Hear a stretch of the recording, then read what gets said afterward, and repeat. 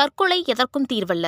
மன அழுத்தம் ஏற்பட்டாலோ தற்கொலை எண்ணம் வந்தாலோ அதிலிருந்து விடுபடுவதற்கு தமிழக சுகாதார சேவை உதவி மையம் 104 அல்லது ஸ்னேகா தற்கொலை தடுப்பு உதவி மையம் 0442640050 ஆகிய எண்களை அழைக்கலாம்.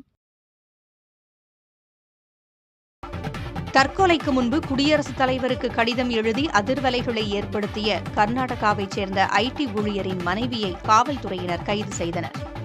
பெங்களூரைச் சேர்ந்த அதுல் சுபாஷ் என்ற 34 வயதான ஐடி ஊழியர் தனது மனைவி மற்றும் மனைவியின் குடும்பத்தினர் போலி வழக்குகளால் தன்னை துன்புறுத்தியதாக குற்றஞ்சாட்டியதோடு நீதித்துறையை சாடியும் குடியரசுத் தலைவருக்கு கடிதம் எழுதினார்.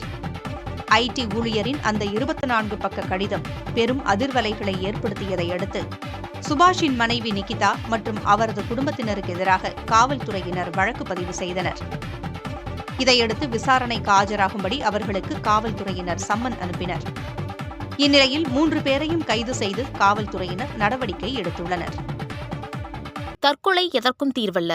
மன அழுத்தம் ஏற்பட்டாலோ தற்கொலை எண்ணம் வந்தாலோ அதிலிருந்து விடுபடுவதற்கு தமிழக சுகாதார சேவை உதவி மையம் 104 அல்லது ஸ்னேகா தற்கொலை தடுப்பு உதவி மையம் 0442640050 ஆகிய எண்களை அழைக்கலாம்.